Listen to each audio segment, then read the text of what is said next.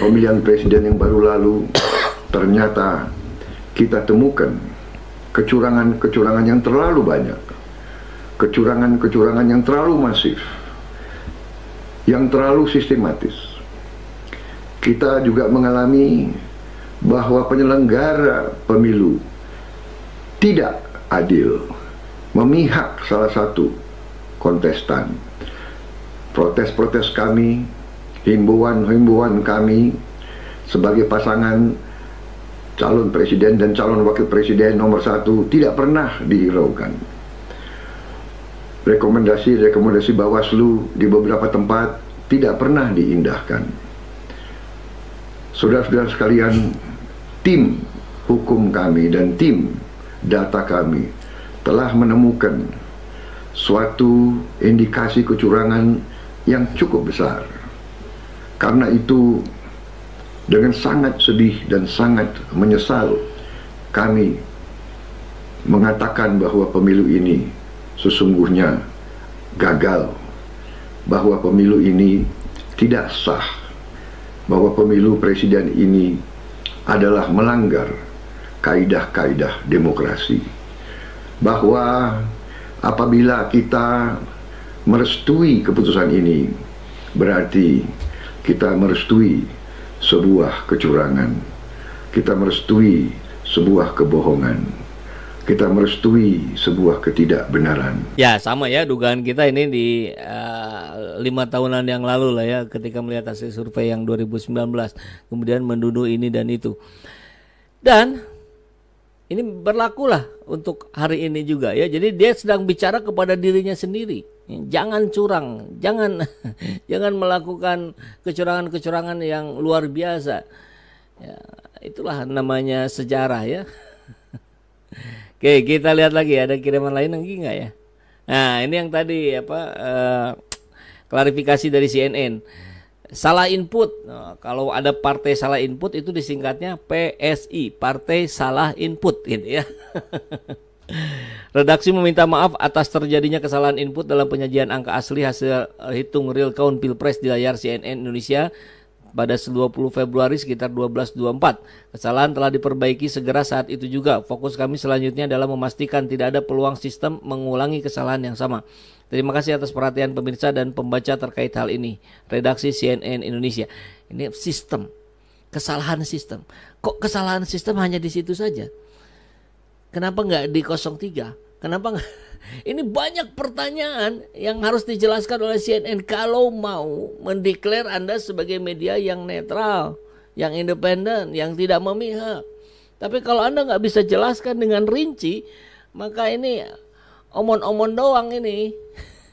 Realnya barangkali Anda menjadi bagian juga seperti Kodari tadi.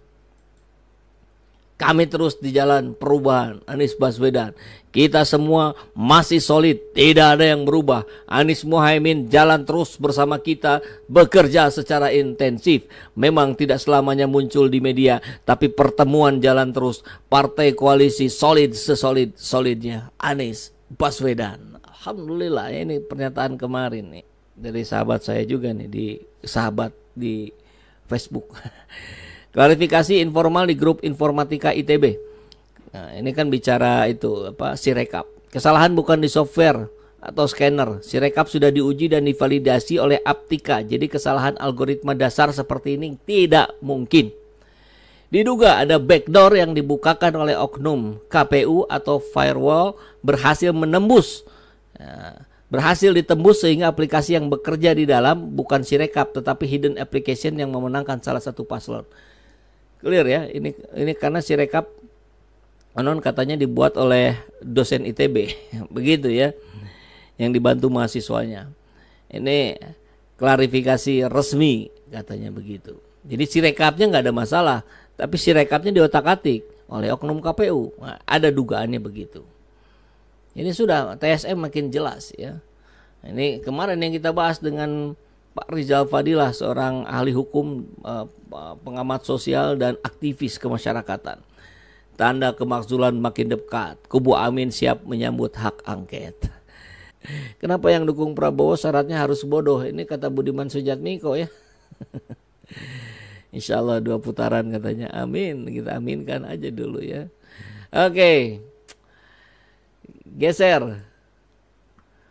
Megawati kasih lampu hijau. Ini komposisi kekuatan parpol DPR RI. Hak angket kecurangan pemilu 2024. Bismillah ya, ini sudah digulirkan. Pengumpulan data sedang dikumpulkan. Sekarang masih masa reses, tapi saya kira tidak ada persoalan untuk bertemu dan berkoordinasi. Dan ini yang akan kita lihat komposisinya ya.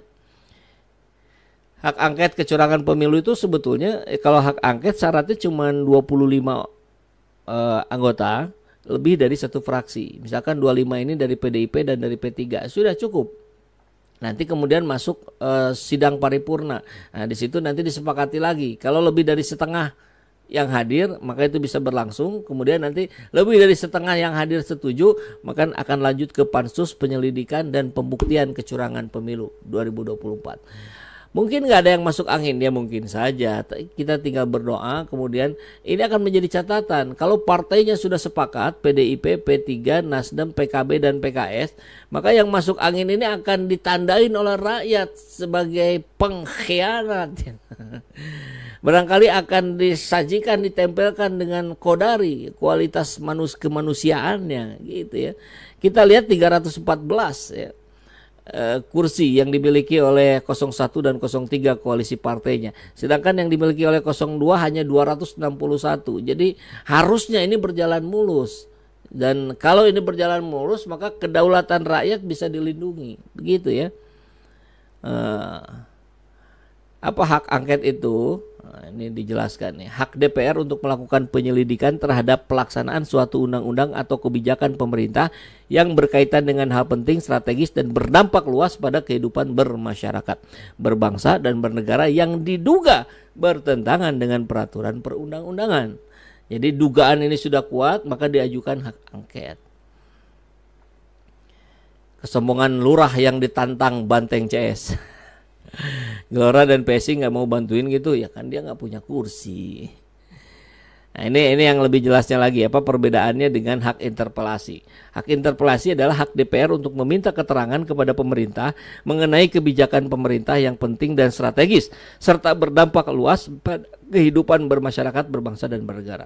Jadi hak meminta keterangan. Nanti bisa nggak hak interpelasi dulu kemudian hak angket? Saya kira bisa saja ya. Nanti ujungnya hak angket untuk pemakzulan Jokowi itu juga mungkin. Karena kita lihat bagaimana gerakan di masyarakat sudah mengarah ke sana hari ini. Ganjar dorong DPR gunakan hak angket dugaan kecurangan pemilu. Sebelum digulirkan, Megawati minta usulan hak angket ini dimatangkan dulu. Masih ada waktu 1-2 hari ke depan ya. Megawati kasih lampu hijau, hak angket pemilu 2024 segera bergulir di DPR. Insya Allah, amin ya. Kita aminkan dulu. Dan mungkin kalau misalkan dari parpol sendiri, Gus, dari PKB akan mendorong untuk melakukan hak angket di DPR untuk pemanggilan ke KPU itu seperti apa sih, Gus? Karena Pak Ganjar juga mendorong untuk hak angket kecurangan dibawa ke hak angket DPR. Gimana? Langkah dari masa? Ya, gini. Ketika kita mendengar akan dilakukan, kami melihat itu ada inisiatif yang baik. Dan ketika Pak Ganjar menyampaikan keinginan untuk melakukan angket itu, fraksi PDI Perjuangan adalah fraksi yang terbesar. Kami yakin bahwa koalisi perubahan, Partai Nasdem, Partai PKB, Partai PKS akan siap untuk bersama-sama. Jadi siap, saya memandang dengan adanya inisiatif angket, proses di DPR bisa berjalan. Kami siap dengan data-datanya dan di bawah kepemimpinan fraksi terbesar, maka proses DPR bisa berjalan. Saya yakin Partai Koalisi Perubahan siap untuk menjadi bagian dari itu.